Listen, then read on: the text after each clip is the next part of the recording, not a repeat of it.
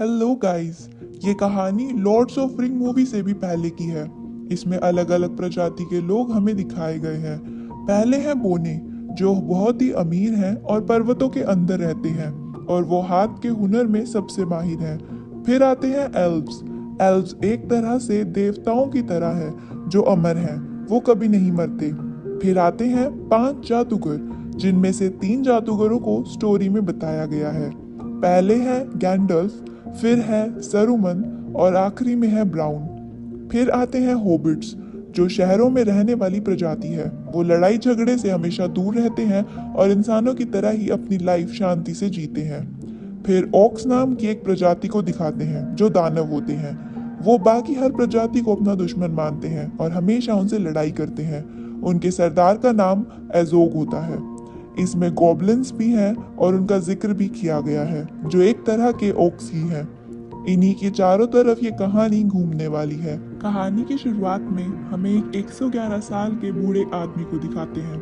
उनका नाम होता है बिब्लो गैबिन्स और वो एक किताब लिख रहे थे।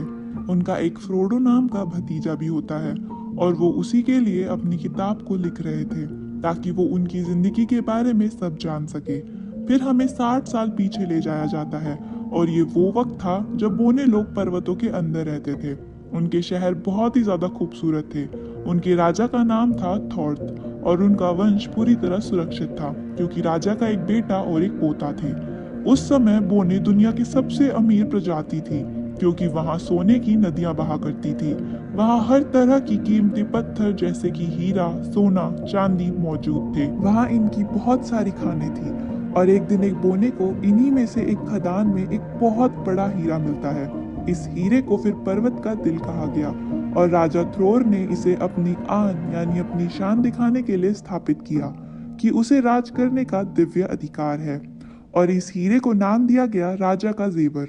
बहुत सालों तक उस जगह सब कुछ ठीक ठाक चलता रहा, लेकिन एक दिन उत्तर से वहां एक ड्रैगन आ पहुंचा। ये बहुत ही खूंखार ड्रैगन था, जो अपने मुंह से आग निकालता था, और इस ड्रैगन का नाम था द स्मग। उसने आसपास के सभी शहरों को जलाकर भस्म कर दिया और पहाड़ों के अंदर जहां और बोने रहते थे, ड्रैगन स्मग वहां पर भी दाखिल हो गया, क्योंकि वो अपनी क्रूर इच्छा को पूरा करने के लिए सोना हथिया लेता है।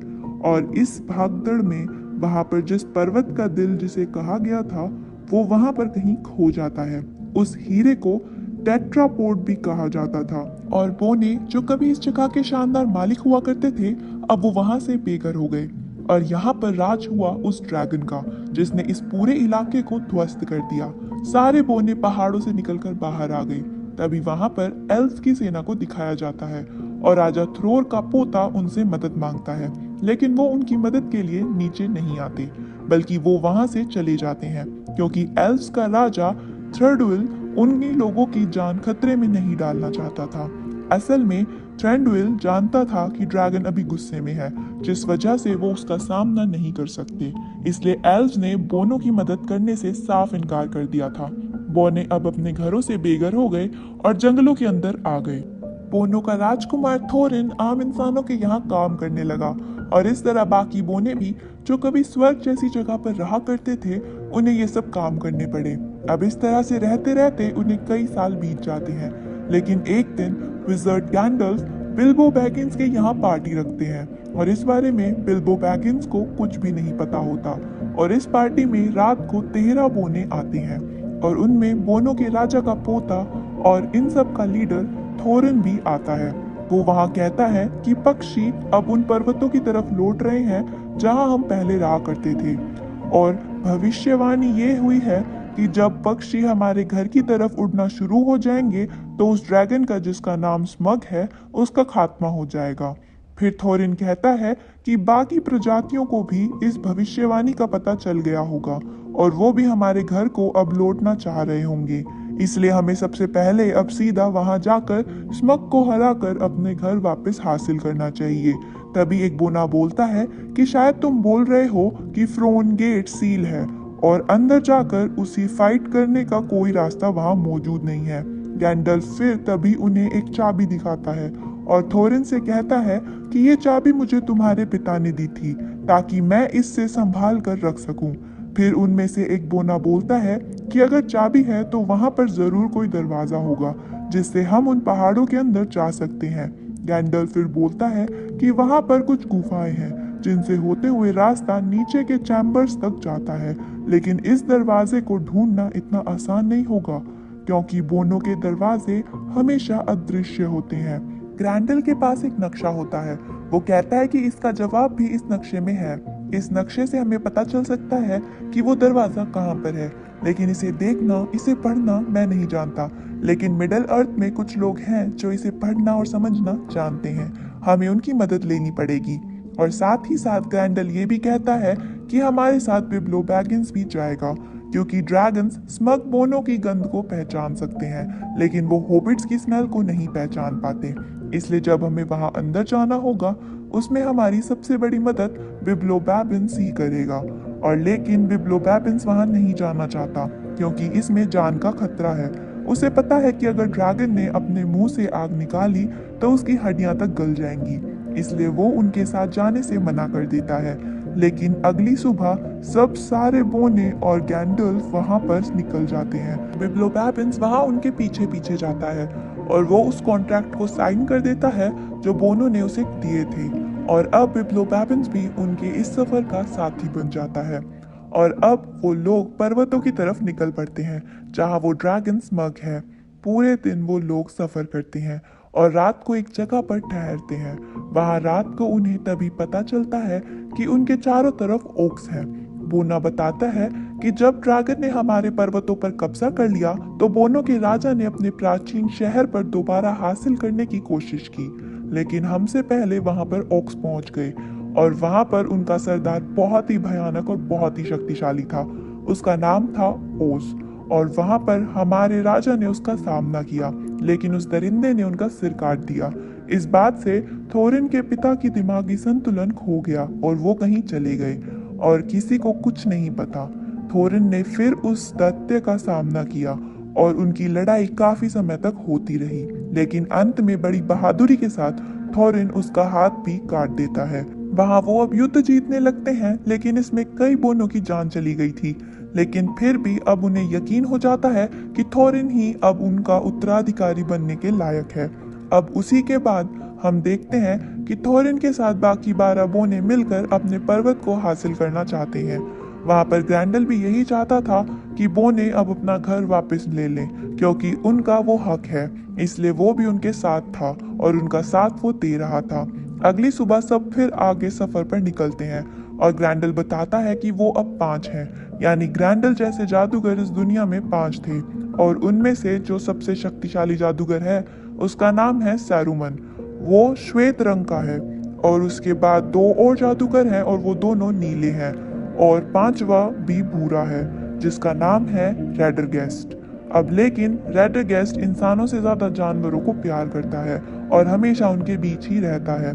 अब ग्रैंडल थोरिन को बोलता है कि अब हम एल्व्स के पास जाना चाहिए क्योंकि जो नक्शा मैंने तुम्हें दिया है वो सिर्फ एल्व्स ही पढ़ सकते हैं। लेकिन थोरिन एल्व्स से नफरत करता है क्योंकि जिस वक्त उन्हें एल्व्स की जरूरत थी एल्व्स ने तब उनका साथ नहीं दिया और इसीलिए वो ग्रैंडल को बोलता है कि मैं किसी भी कीमत पर उस जगह नहीं जाऊंगा।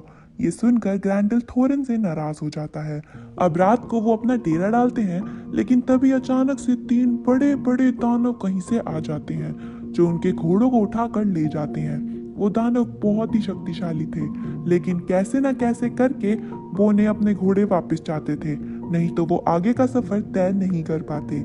इसलिए वो सबसे पहले बिल्बो को उन्हें लेने भेजते हैं, लेकिन इससे कुछ काम नहीं बनता और अब उन सबको वो 3 दानव बंदी बना लेते हैं और उन्हें आग के ऊपर भूनना शुरू कर देते हैं। लेकिन तभी उन दानव में से एक दानव बोलता है कि सूर्य उदय होने वाला है और अगर सूर्य उदय हो गया तो हम सब पत्थर बन जाएंगे, इन्हें जल्दी से पकाकर खा लेते हैं। बिल्बो इस बात को सुन लेता है और वो इन तीनों को अपनी बातों में उलझाने की कोशिश करता है और काफी देर तक इन सबको अपनी बातों में लगा कर रखता है। और तभी वहां पर गैंडल्फ आ जाता है। वहां पर गैंडल्फ एक बहुत बड़ी चट्टान के ऊपर खड़े थे और अब चट्टान के पीछे से सूर्य उदय हो चुका है।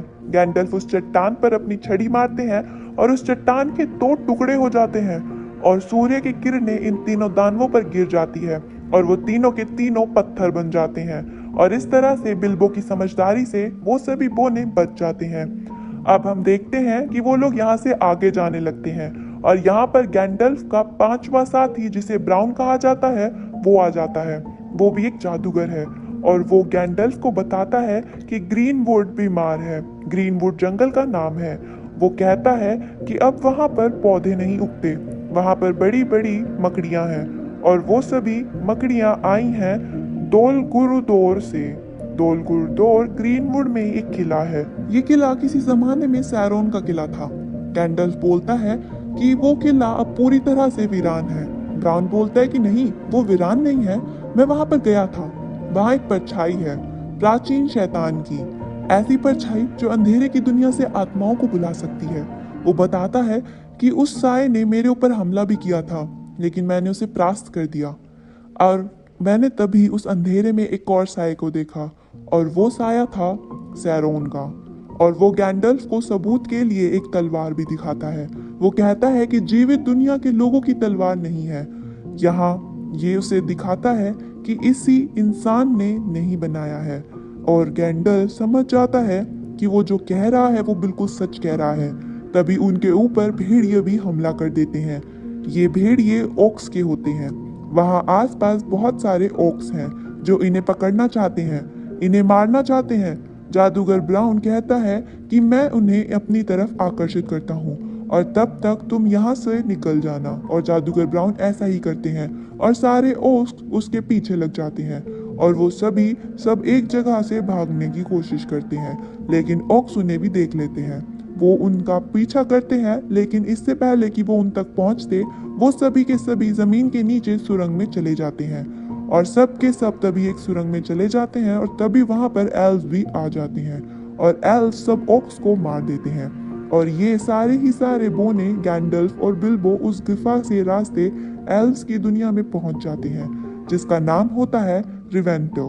बिल्बो बैगिंस हमेशा इस जगह पर आना चाहता था, हालांकि थोरिन यहाँ पर नहीं जाना चाहता क्योंकि अभी भी वो एल्फ से नफरत करता था, लेकिन गैंडल्फ के समझाने पर थोरिन मान जाता है। एल्व्स उन सब का स्वागत करते हैं। गैंडल्फ थोरिन को बोलता है कि वो नक्शा उसे दे दो ताकि एल्व्स के राजा को वो नक्शा दिखा सके और वो ऐसे चुपचाप ऐसा ही देता है और चुपके से संदेश भी बता जाता है। वो फिर नक्शे को एल्व्स को दिखाता है तो वो एल्व्स का राजा बोलता है कि दूरिन के दिन तुम्हें सही जगह खड़ा होना पड़ेगा और ये जगह होगी ग्रे स्टोन और वहां से तुम्हें वो दरवाजा दिखेगा जिसकी चाबी से खोलकर तुम पर्वतों की गहराइयों में जा सकते हो। दूरिन का दिन वो दिन होता है जब पतझड़ का आखिरी चांद निकलता है और सर्दियों का पहला सूरज, और ये भी बहुत ही जल्द आने वाला होता है क्योंकि ये पतझड़ का मौसम चल रहा होता है। एल्व्स का राजा एलरोन कहता है कि तुम्हें वहां पर नहीं जाना चाहिए क्योंकि तुम सिर्फ अकेले नहीं जिसकी नजर उस जगह पर है, और भी कई प्रजाति है जो उस जगह पर जाना चाहती है। यहाँ पर सैरुमन भी है और वो वहां पर आता है। वो वाइट है और वो भी गैंडल्फ को बोलता है कि हमें उस पहाड़ी पर नहीं जाना चाहिए क्योंकि वहां पर अब भी ड्रैगन्स मौजूद है और वहां पर पिछले 60 सालों से वो सो रहा है और अगर वो जाग गया तो बहुत तबाही होगी। लेकिन गैंडल्फ बोलता है कि अगर ड्रैगन जाग गया और वो दुश्मनों के साथ मिल गया तो इस दुनिया में कितनी तबाही आएगी, आप सोच भी नहीं सकते। और वो उन्हें वो सारी बातें बताता है जो जादूगर ब्राउन ने उसे बताई थी, लेकिन सैरुमन उसकी बातों पर विश्वास नहीं करता। एल्व्स का राजा एलरोन बहुत बोलता है कि वो 400 साल पहले इस दुनिया में तबाही आई थी और अब बड़ी मुश्किलों से 400 साल से हम शांति से रह रहे हैं और मैं नहीं चाहता कि दोबारा वो तबाही आए, और इसीलिए वो बोनो के साथ देने से इनकार कर देता है। हालांकि बोनो ने उन्हें इस बार उनका साथ मांगा भी नहीं होता। फिर बोने एल्व्स को अलविदा कहे बिना ही वहां से चले जाते हैं और जब वो मिस्टी माउंटेन्स पर पहुंचते हैं तो वो वहां बड़े बड़े स्टोन्स जाइंट्स देखते हैं। उनके बारे में सिर्फ बोनो ने पहले सुना होता है। वो सभी जाइंट स्टोन्स बोनो पर हमला कर देते हैं और उन्हें अपनी जान बचाने के लिए पहाड़ी गुफाओं के अंदर जाना पड़ता है और वहां उनका सामना होता है गॉब्लिन से। वहीं दूसरी तरफ ये दिखाया जाता है कि ऑक्स और उसका सरदार एजोग, जिसका हाथ थोरिन ने काटा था, इस बात से बहुत गुस्सा हो जाते हैं कि उनके हाथ से फिर से बोने निकल गए और वो अपनी सेना को एक बार फिर से बोनो के पीछे भेजता है। दरअसल थोरिन को ये लग रहा होता है कि एज़ोक मर चुका है, लेकिन वो अब भी जिंदा होता है और उसने थोरिन के पूरे वंश को खत्म करने की कसम खाई होती है। लेकिन अब क्योंकि थोरिन और बाकी सब बोने गॉब्लिन्स के कब्जे में है, गॉब्लिन्स का राजा उनसे कहता है कि तुम्हें कोई ढूंढ रहा है और वो तुम्हें मारना चाहते हैं और उसका नाम है एज़ोक।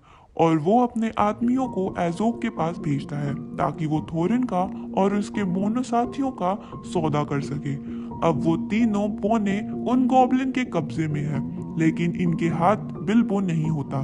दरअसल जब गॉब्लिन्स ने उन्हें पकड़ा होता है तब गॉब्लिन्स के हाथ वो नीचे पाताल में गलती से गिर जाता है और ये दोनों की दोनों बेहोश हो जाते हैं। और तभी वहां गोलम आता है।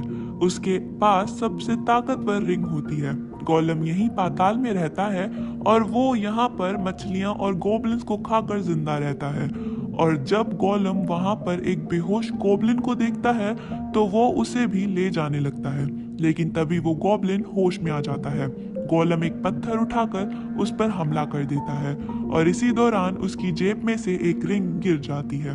वो रिंग सभी रिंग्स में से सबसे ताकतवर रिंग थी। बिल्बो उस रिंग को गिरते हुए देख लेता है और वो वहां पर जाकर उस रिंग को जेब में रख लेता है। लेकिन अब यहाँ से बाहर निकलना बिल्बो के लिए बहुत मुश्किल है क्योंकि उसे बाहर का रास्ता नहीं पता। गोलम उसके सामने आ जाता है और वो बिल्बो को मारना चाहता है, लेकिन मरने से पहले वो दोनों एक खेल खेलते हैं। ये रिडल का खेल होता है, यानी कि पहेलियों का। बिल्बो बोलता है कि अगर मैंने तुम्हारी सारी पहेलियों का सही जवाब दिया और तुमने मेरी पहेलियों का जवाब सही नहीं दिया तो तुम मुझे बाहर का रास्ता दिखाओगे। ये दोनों एक दूसरे से कई पहेलियां पूछते हैं और अंत में जब बिल्बो बोलता है कि मेरी जेब में क्या है तो गोलम उसकी इस बात का जवाब नहीं दे पाता। हालांकि वो इस बात को बताने के लिए उसे 3 मौके देता है, लेकिन गोलम फिर भी हार जाता है और वो बिल्बो को वहां से बाहर ले जाने का रास्ता बता देता है। लेकिन तभी उसे एहसास होता है कि उसकी वो रिंग थी जिसे वो उस दुनिया में सबसे ज्यादा प्यार करता है उसके पास नहीं है और वो समझ जाता है कि बिल्बो की जेब में वही रिंग है। फिर गुस्से में वो बिल्बो के ऊपर हमला करता है, जिसे देखकर बिल्बो डर जाता है और वहां से भाग जाता है। और इस बीच उसके हाथों से वो अंगूठी छूट जाती है। वो अंगूठी हवा में उछल जाती है और जब बिल्बो उसे पकड़ रहा होता है तो वो अंगूठी उसकी उंगली में आ जाती है और उसके तुरंत बाद ही अंगूठी की वजह से बिल्बो पूरी तरह से गायब हो जाता है। बिल्बो को फिर इसकी शक्तियों के बारे में पता चल जाता है। वहीं फिर ऊपर का सीन दिखाया जाता है जहां सभी बोनों को गॉब्लिन्स ने पकड़ा होता है। वहां पर गैंडल्फ आ जाता है और अब बोनो और गॉब्लिन के बीच में जंग शुरू हो जाती है, जिसमें गैंडल्फ गॉब्लिन के सरदार को मार देता है और वो सब के सब फाइनली वहां से बाहर निकल जाते हैं। और उन सब को बिल्बो देख रहा होता है। वो इनविजिबल था इसलिए कोई उसे देख नहीं पा रहा था, लेकिन वो ये सब देख रहा था।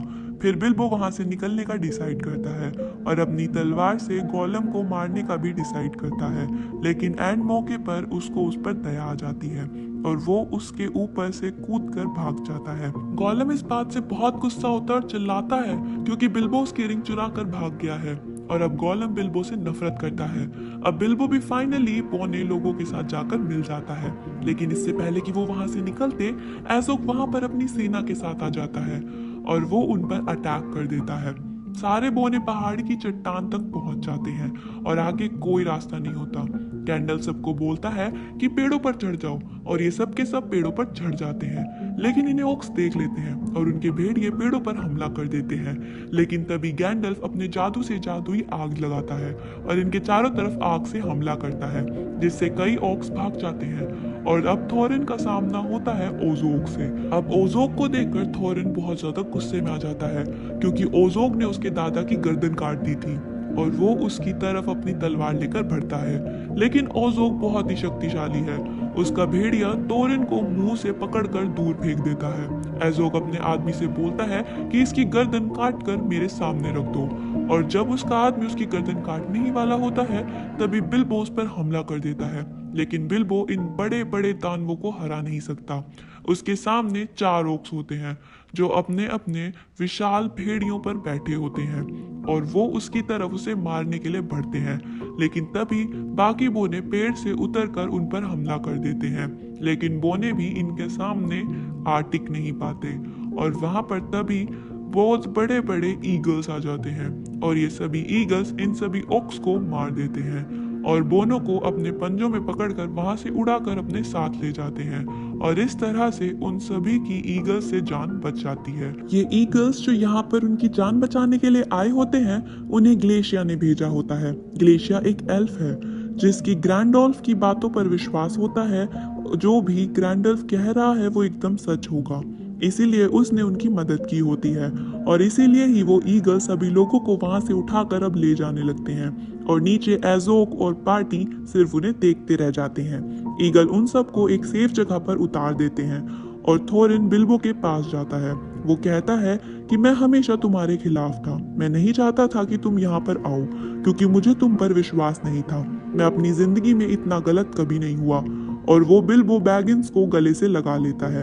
हालांकि बिल्बो के पास वो रिंग भी है लेकिन वो उस रिंग के बारे में किसी को कुछ नहीं बताता और वो सब अब उस पर्वत के सामने होते हैं जो कि बोनो का घर होता है, जहाँ पर कभी ये खुशहाली से रहते थे।